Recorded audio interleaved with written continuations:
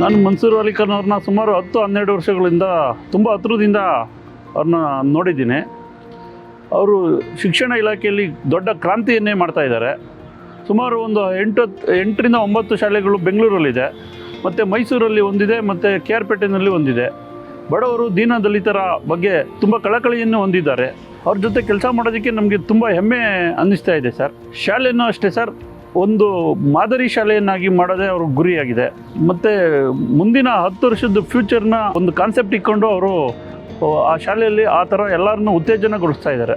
Hindu Muslim ಬೇರೆ ಯಾವುದೂ ಆ ಥರ ಜಾತಿ ಭೇದ ಯಾವತ್ತೂ ಮಾಡಿಲ್ಲ ಸರ್. ಆ ಥರ ಅವ್ರ ಹತ್ರ ಇದೇ ಇಲ್ಲ.